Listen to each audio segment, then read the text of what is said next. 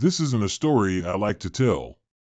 Honestly, I'd rather forget the whole thing. But there's no forgetting it, not really. You'll see what I mean soon enough. It started like any other road trip, a group of friends, a car packed with snacks and too much luggage, and a destination that felt just far enough away to make it an adventure. We were heading to a music festival a couple of states over, something we'd planned for months.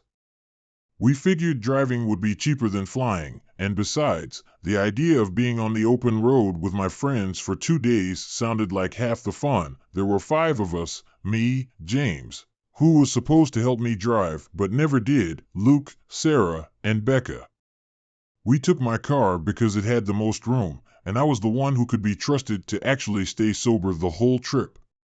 They were already in road trip mode before we even left town, giggling, passing around a flask, and blasting music from the back seat while I kept my eyes on the road. The first day of driving was fine, honestly.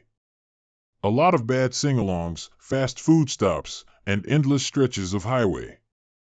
We made good time, too, no major traffic, nothing to slow us down. But by the time the sun started setting on the second day, we were all exhausted, especially me. I hadn't had a drop of alcohol, but hours of driving in their off-key karaoke had my brain buzzing. We decided we'd stop at the next motel we came across. It wasn't like we were spoiled for choice out there on Highway 57, just miles and miles of flat land with barely another car in sight.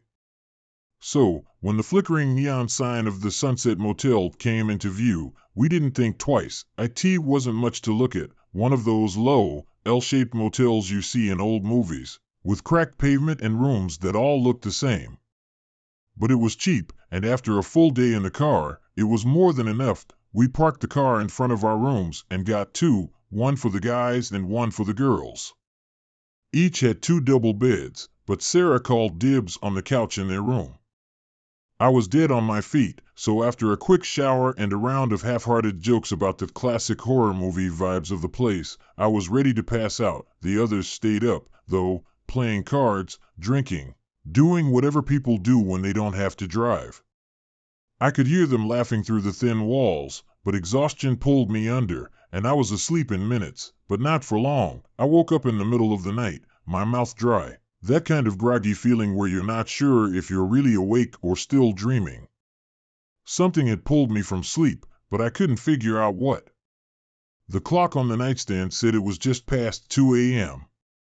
The room was quiet.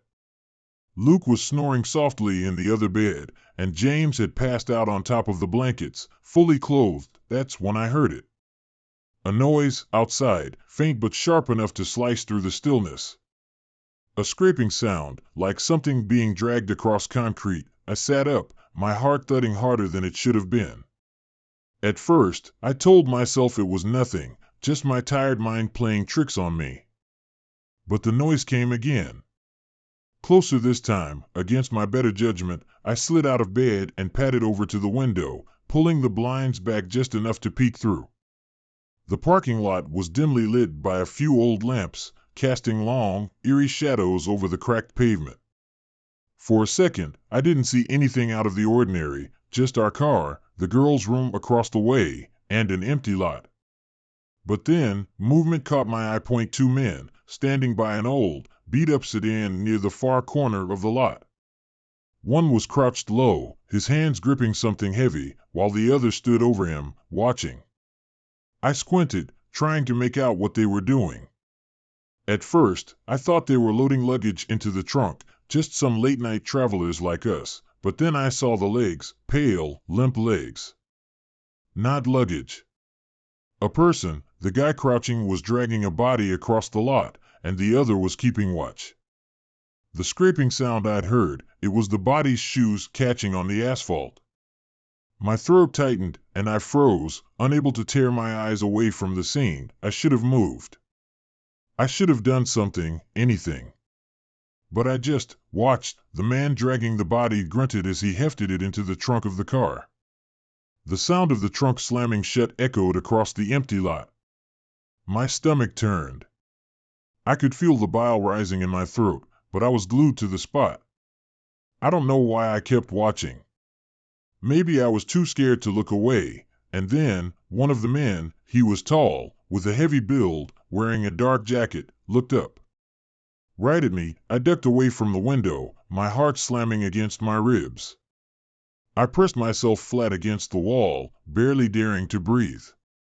My mind raced. Had he really seen me? What would they do if they knew I was watching? For what felt like an eternity, everything was quiet. No footsteps. No voices. I told myself to just stay still, to wait it out, but curiosity gnawed at me. I had to know if they were still there. After a few minutes, I dared to peek out again. The parking lot was empty. No men. No car. No body. Everything looked exactly as it had when we'd arrived. The silence felt wrong, like the world had reset itself while I wasn't looking. There's no way they could have cleaned up that quickly. Not in just a few minutes. My hands were shaking as I closed the blinds and backed away from the window. I glanced at Luke and James, still dead asleep, completely unaware of what had just happened. I didn't sleep the rest of the night. How could I? The next morning, I told them what I'd seen. We were grabbing coffee at some dingy diner down the road, and I couldn't keep it to myself any longer. But when I told them, they just laughed. Said I must have been dreaming or that I was seeing things. After a long drive, James snorted. Man, you're the only one who didn't drink. Maybe you're just sleep deprived. Luke chimed in. Probably some locals messing around, and your mind turned it into something wild. Even Becca and Sarah, who'd barely heard the story, just shrugged it off. I couldn't convince them. Not one of them took me seriously, but I know what I saw. I know it. We left the motel that morning and made it to the concert, and the rest of the trip passed without incident. But that night, as we stood in a crowd of thousands of people, screaming along to the band we'd driven so far to see, I couldn't shake the feeling that something was still watching me. And here's the thing. I've tried looking up the motel since. I can't find it. No record, no listing, nothing. Like it doesn't exist anymore, but I know it does. It's out there on Highway 57, waiting for the next group of travelers who need a place to rest. I only hope they don't look out their window at the wrong time, because I can still see that man's eyes staring right into mine, and I know he saw me too.